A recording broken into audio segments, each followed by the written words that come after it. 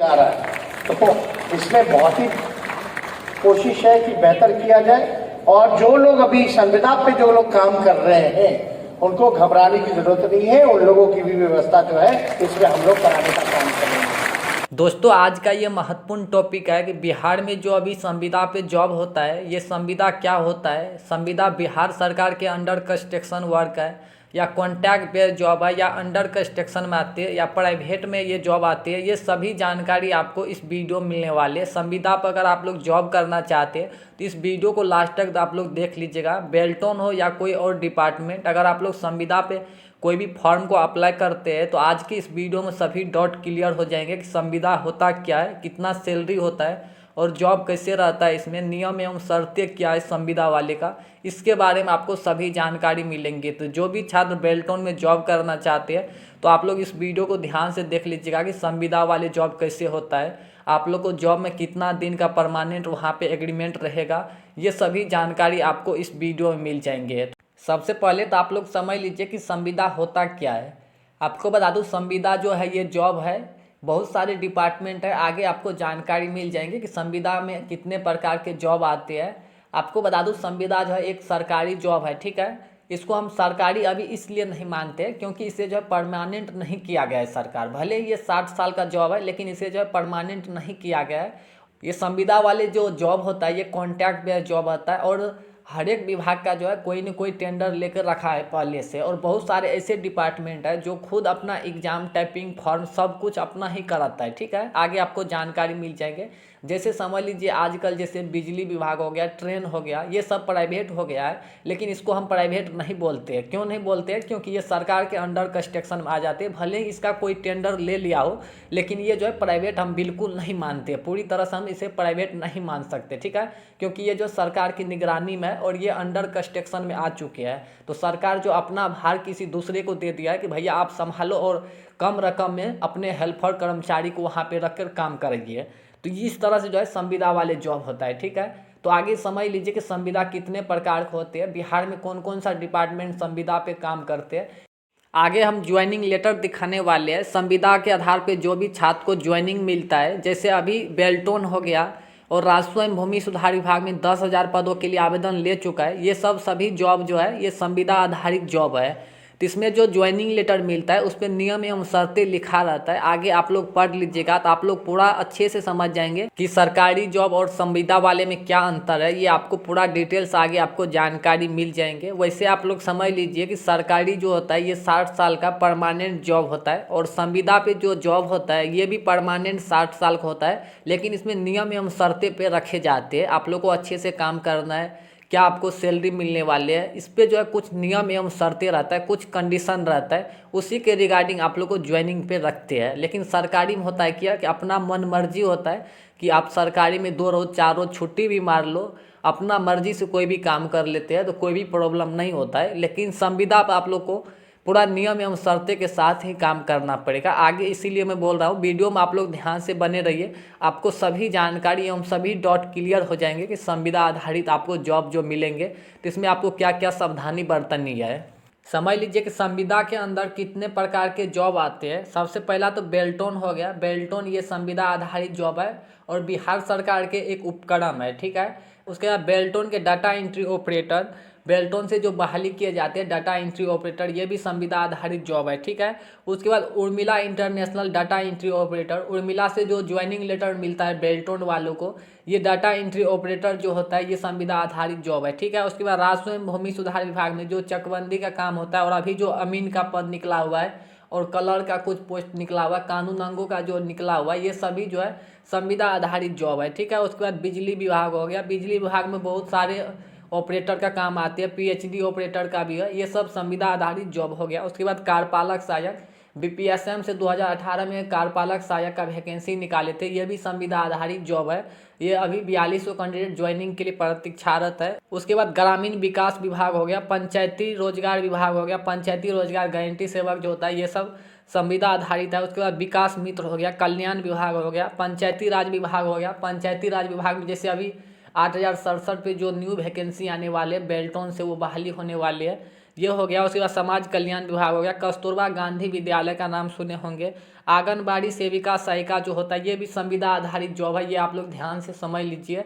ये जो है कोई भी सरकारी जॉब नहीं है, ठीक है। ये संविदा आधारित जॉब है लेकिन परमानेंट जॉब है, इसके रिगार्डिंग हम बता चुके हैं। लेकिन इसमें कुछ नियम एवं शर्तें हैं। कोई शिकायत करता है तो देखते होंगे डीएम एसडीओ आते हैं, और कोई भी मतलब कोई बड़ा शिकायत होता है तो उसे पद से हटा भी दिया जाता है। ये सब जो है संविदा आधारित जॉब में ये सब देखने को मिलता है। उसके बाद लेखापाल सहायक हो गया, इंदिरा आवास सहायक हो गया, और अन्य विभाग हो गया। बहुत सारे ऐसे विभाग है, 2-4 विभाग और होंगे, लेकिन इतने प्रकार के बिहार में अभी संविदा आधारित जॉब है, ठीक है।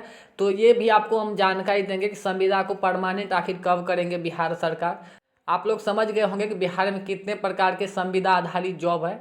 तो चलिए आगे समझ लेते हैं कि संविदा पे आप लोग जो जॉब करेंगे तो इसमें नियम एवं शर्तें क्या है, इसके बारे में आप लोग समझ लीजिए। मेन टॉपिक आपका नियम एवं शर्तें है, ये समझ गए तो आप संविदा के बारे में समझ गए हैं। ज्वाइनिंग लेटर के बारे में समझ लीजिए। संविदा के आधार पर जो ज्वाइनिंग लेटर मिलता है इसके बारे में समझ लीजिए। यहाँ पे नियम एवं शर्तें दिया गया है, ठीक है। ये बिहार बेल्टोन का ज्वाइनिंग लेटर है, जो छात्र को ज्वाइनिंग मिलता है बेल्टोन से। और बिहार के जितने भी संविदा कर्मी है सभी संविदा कर्मी को ये नियम एवं शर्तें के बारे में समझना चाहिए। और बिहार में जितने भी संविदा कर्मी है सभी को ये नियम का पालन करना ही पड़ता है। और जितने भी संविदा कर्मी को ज्वाइनिंग लेटर मिलता है सभी के ज्वाइनिंग लेटर पे ये नियम एवं शर्तें लिखा रहता है। सबसे पहला शर्त है कि ये स्पष्ट किया जाता है कि उक्त डाटा एंट्री ऑपरेटर निगम बेल्टोन के कर्मी नहीं है और न ही ये सरकारी कर्मी है। इन कर्मियों का संबंध चयनित सर्विस प्रोवाइडर से है और इनकी ईएफ, ईएससी आदि वैधानिक कटौती तथा सभी प्रभाविक वैधानिक प्रावधानों के अनुपालन की जिम्मेवारी सर्विस प्रोवाइडर की होगी। आपको बता दूं संविदा में जो जॉब होता है इसमें बहुत सारे ऐसे विभाग हैं जो दूसरे विभाग के थ्रू उसका बहाली होता है, जैसे बेल्टोन हो गया। और बहुत सारे ऐसे डिपार्टमेंट है जो खुद अपना एग्जाम लेते हैं, वैकेंसी निकालते हैं। लेकिन बिहार में एक बेल्टोन ऐसा संस्थान है जो बहाली निकालते हैं, उसमें स्टूडेंट सब फॉर्म अप्लाई करते हैं और उसमें जो पास करते हैं उसको पैनल तैयार करके। और बिहार में जहाँ पर भी data entry operator, programmer, IT boy का ज़रूरत होता है तो वो बेल्टोन से मांग की जाती है, ठीक है। बेल्टोन कभी भी जॉब नहीं देता है, बेल्टोन का काम है बहाली निकालना और उसमें एग्ज़ाम लेना, पैनल तैयार करना। बेल्टोन में 4 प्रकार के जॉब होता है। पहला stenographer, data entry operator, programmer और IT बॉय। तो ये 4 प्रकार के जॉब होते हैं। और बिहार में जहाँ पर भी डाटा एंट्री ऑपरेटर, स्टेनोग्राफर की मांग होती है तो वहाँ से बेल्टोन से प्राप्त करते हैं।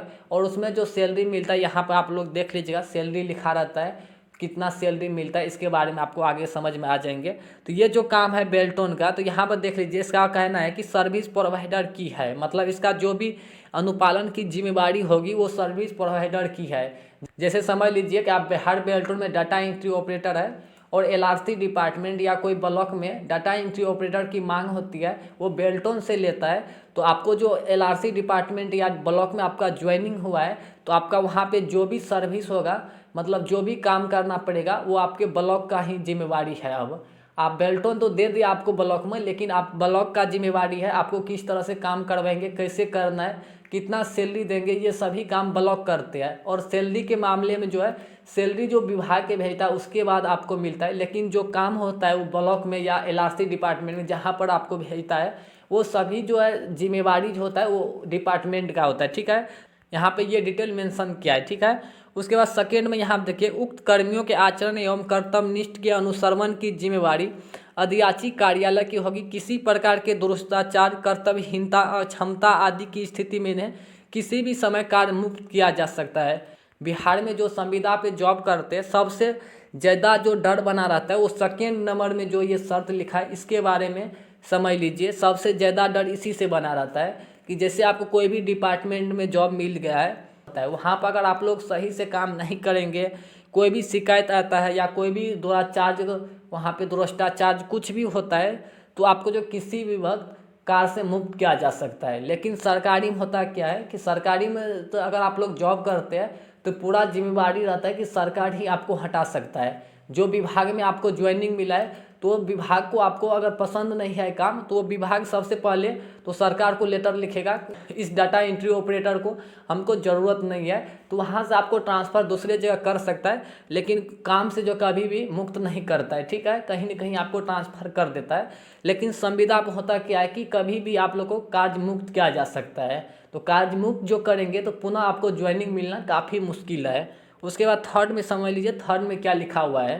थर्ड में लिखा है यदि निगम बेल्टोन के द्वारा किसी सर्विस प्रोवाइडर की सेवा समाप्त की जाती उक्त बेल्टोन अन्य सर्विस प्रोवाइडर से उक्त प्रकार की कर्मियों की सेवा उपलब्ध कराने की पुनः प्रयास करेगा। मतलब कहना है कि जिस दिन आप लोग को 60 ईयर्स हो जाएंगे, संविदा पे भी 60 ईयर्स का जॉब होता है, तो संविदा पे अगर आप लोग को 60 ईयर्स हो जाते हैं तो उसी दिन से जो आप लोग को पैनल से नाम हटा दिए जाएंगे। सरकारी में होता है क्या कि 60 वर्ष के बाद पेंशन भी मिलता है, लेकिन आपको संविदा पे कोई भी पेंशन मिलने वाले नहीं है। जिस रोज़ आप लोग को 60 ईयर्स होंगे उसी दिन आप लोग को पैनल से नाम हटा दिए जाएंगे। रिटायरमेंट का कोई भी पेमेंट मिलने वाले नहीं है। इसमें साफ तौर पे यहाँ पे मेंशन किया है संविदा वाले पे, ठीक है। और इंश्योरेंस की बात की जाए तो बेल्टोन में 2022 से लागू कर दी गई है, इंश्योरेंस का भी आपको पेमेंट मिलेंगे, ठीक है। और भी कोई डिपार्टमेंट है संविदा पे, और बहुत सारे डिपार्टमेंट देते हैं इंश्योरेंस का पैसा। उसके बाद 4 नंबर में बताया जा रहा है कि डाटा एंट्री ऑपरेटर के सेवा शुल्क की राशि अधियाची विभाग से प्राप्त होने के पश्चात ही चयनित सर्विस प्रोवाइडर के माध्यम से संबंधित कार्यरत व्यक्ति को भुगतान देय होगा। साथ ही साथ अधियाची विभाग द्वारा यह सुनिश्चित किया जाएगा कि भेजे गए डाटा एंट्री ऑपरेटर आदि का समस्या मानसिक भुगतान नियमित रूप से किया जाए, ताकि किए जाने वाले वैधानिक कटौती तथा EFESC में देय विलंब दंड से बचा जा सके तथा कर्मियों को नियमित रूप से कार्य के आधार पर भुगतान मिलता रहे।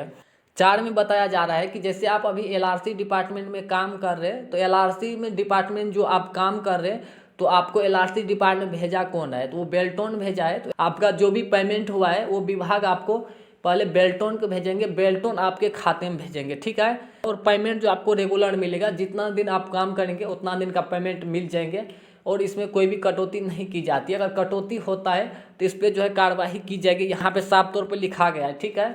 बेल्टोन के बारे में समझ लीजिए कि सैलरी क्या मिलता है। सैलरी के बारे में आप लोग डिस्क्रिप्शन में एक वीडियो मिल जाएंगे, उस वीडियो को जाकर देख लीजिए। वैसे बेल्टोन में 17,000 कुछ रुपया मिलता है, और बहुत सारे डिपार्टमेंट है, सब डिपार्टमेंट का अलग अलग सैलरी है, ठीक है। तो आप लोग समझ गए होंगे कि संविदा पे किस तरह से ज्वाइनिंग होता है और किस तरह से जॉब होता है।